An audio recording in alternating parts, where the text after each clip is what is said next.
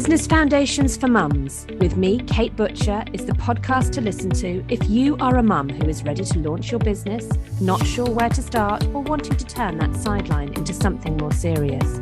It will be full of practical tips, mindset advice, and inspirational and honest interviews with mums who are juggling business and motherhood, supporting mums in business to turn your dream into a reality.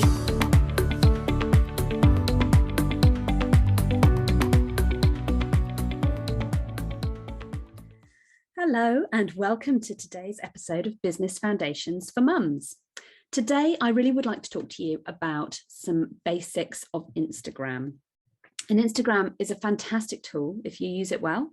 And today's episode is really for you if you are using Instagram personally and you would like to understand a bit more of it so that you can use it better for business. Or if you are using Instagram for business and you're not really sure if you're doing it quite right.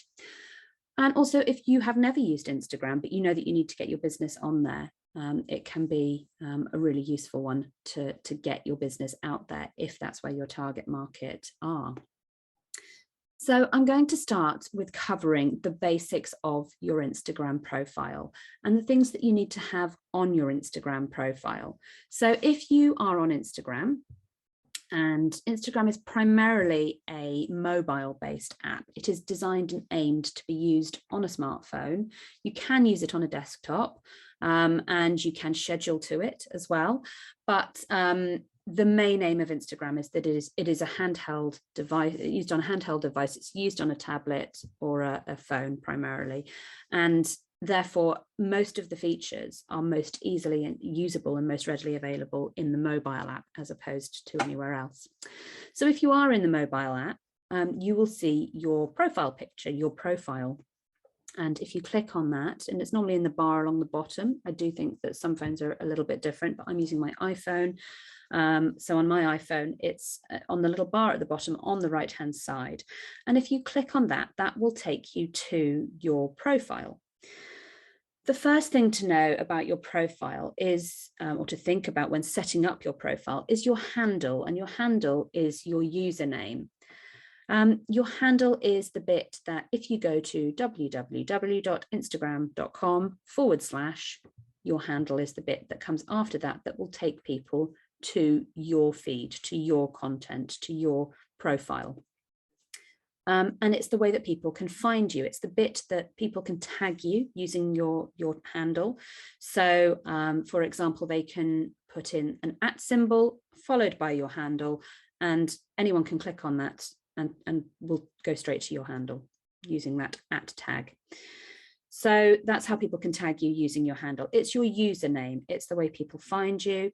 And it's a really good idea to have something that is original so that you stand out, to have something that's quite simple so it's easy for people to remember, and to have something that represents who you are. It's really good if it's something that's, a bit shorter. Again, it's that remembering factor so that people can remember it more easily. And what's also really, really useful is if you have other social media channels that you work with, it's really good to have, if you can get it, the same tag as your business name and the same tag across social media platforms. Again, it helps people to find you, and it's much easier to say, my handle, my account on all platforms is Business Foundations for Mums, for example, because it makes it much easier for people to go to the same place everywhere they go. The other thing that you have is your profile picture. And your profile picture, if you have a business logo, that can work really well in the profile picture. If you have a headshot of you, something that's really personal, something that shows who you are, that also works really, really well. Because with your profile picture, if you remember, I don't know if you've listened to previous episodes, something that's come up more than once already, people buy from people. And if people can see your face, it makes you more relatable. People like to know who they're dealing with and who they're engaging with. So having a photograph of you in your profile picture can be really, really beneficial as well.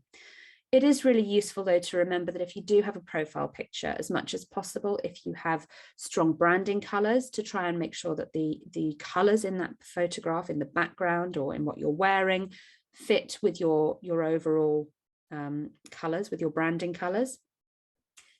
And it's really important to either think about having a clear background or something that works really well with your overall aesthetic.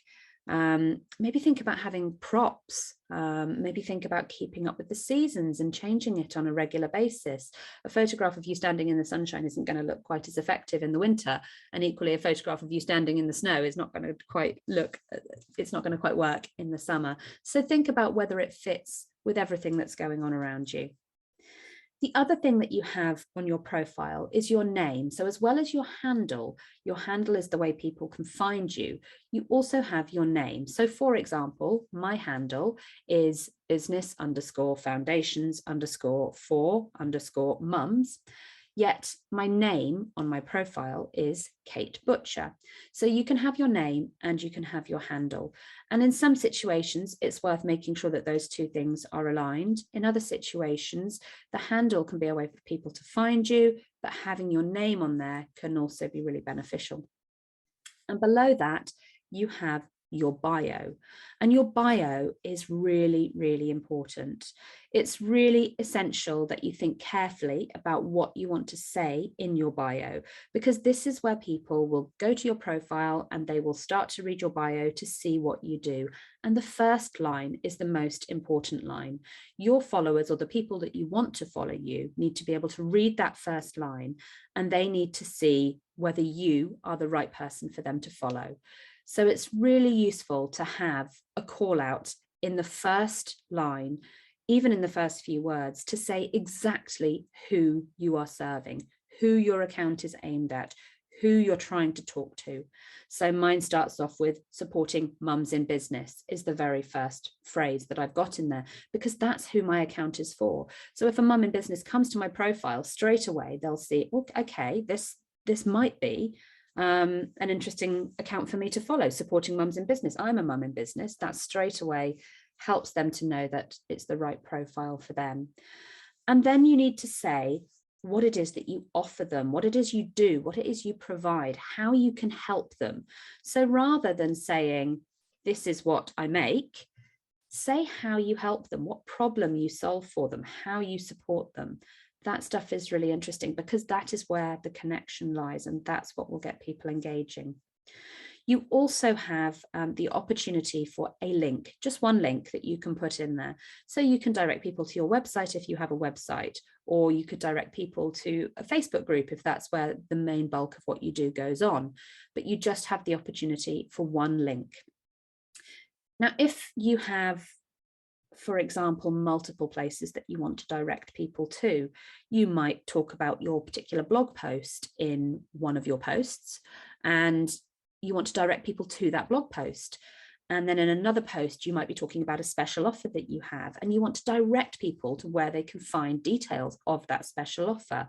And then you might be talking about something else that you really want to direct people for. And you can't have separate links for all of those different things in your profile. You also can't put links in the text within posts. The only place you can put a link on Instagram is that one single link in your bio.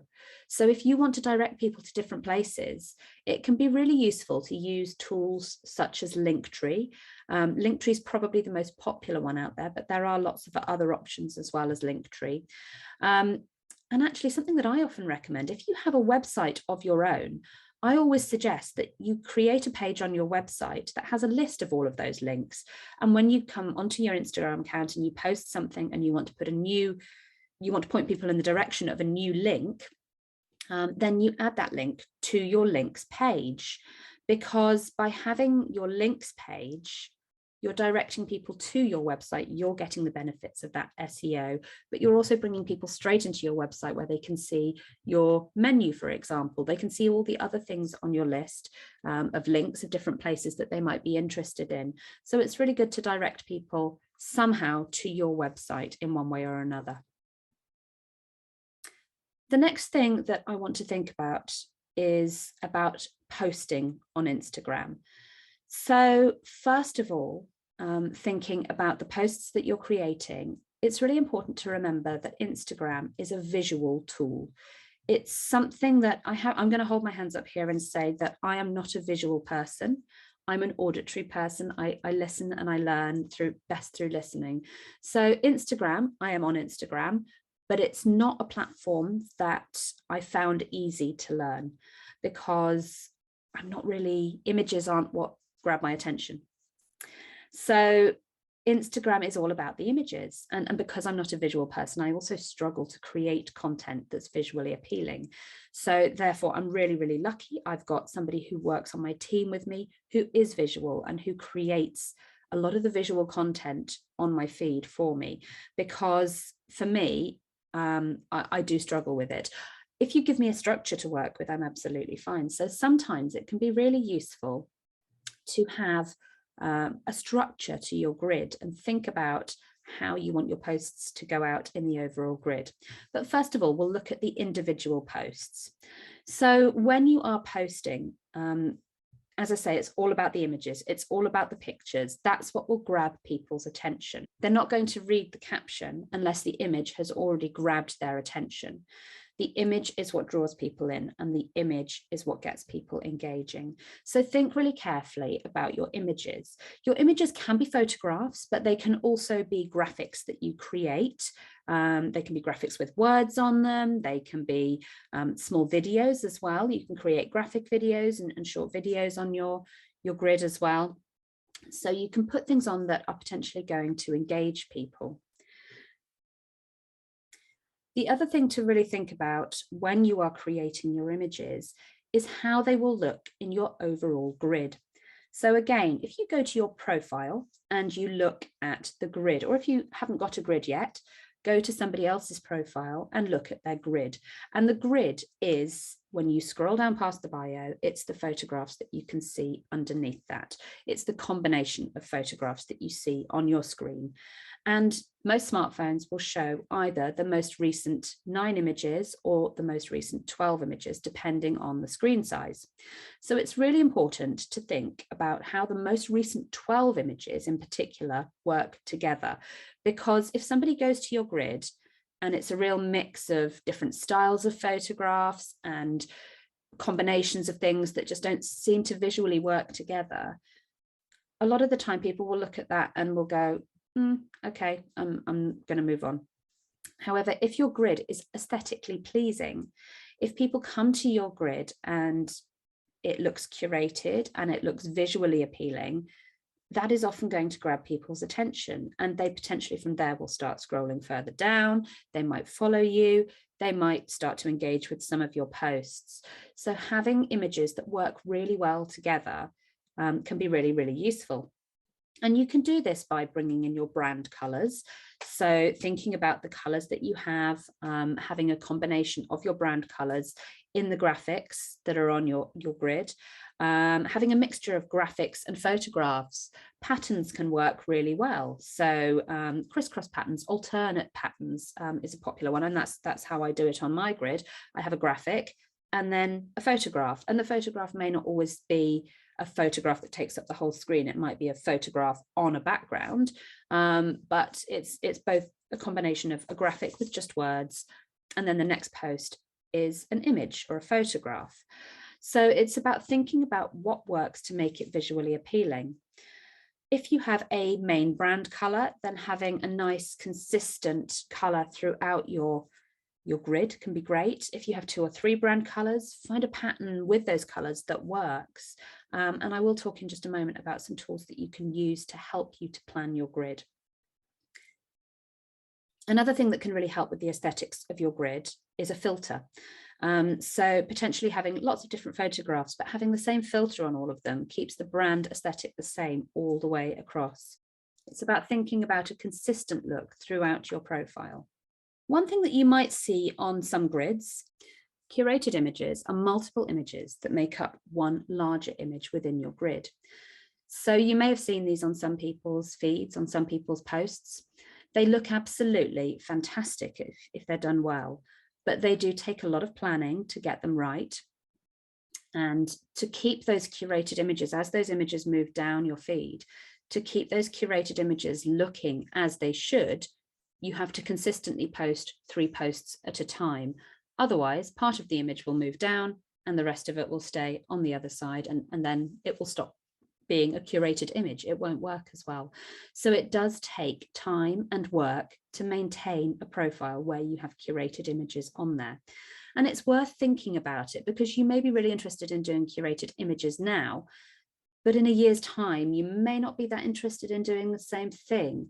And if people scroll down your feed and find that you've got these curated images further down that aren't in line anymore, it will definitely be noticeable. So it's definitely, if that's something that you want to do, it can be really visually eye-catching. Bear in mind, however, that the individual squares within that curated image will all be posted independently in the newsfeed. So people will see part of the image, and that can be quite intriguing and eye-catching, and that can bring them to your profile to look at the overall image, or it can be quite confusing. The other thing that you can do with your posts is to have either a single image or a carousel. A single image is exactly what it says on the tin. It is a single image. A carousel is when you have more than one image within one post. However, only the first image will show on your grid. So when you're posting a carousel, you need to actively select which image comes first, because that is the one that will appear in your grid, and that is the one that will appear on your feed. You can spot a carousel on somebody's grid quite easily, because you will see that on that image, it has a little white square with rounded corners in the top right corner, and it looks like there is a shadow of another page, another square behind it. And if you click on that, you'll be able to scroll across and see the other images that are in that carousel. So as I say, there are lots of other areas of Instagram that we can cover. We haven't even touched on stories. We haven't even touched on reels, but those are things that we will cover in another episode, because they are topics entirely of their own. So as I say, again, I'm not necessarily an expert in those things. So I will be interviewing some mums who do those things amazingly and who are really, really good at them. So keep an eye out for those episodes going forward. And let us know what you think about Instagram. Let us know if this has been useful. We'd love to hear from you.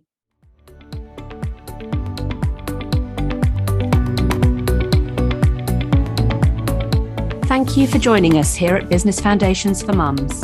Come and join the Business Planning Challenge for Mums to create a plan to drive your business ideas forward. The challenge starts on Monday, the 21st of March in a private Facebook group. Find the link to join in the show notes.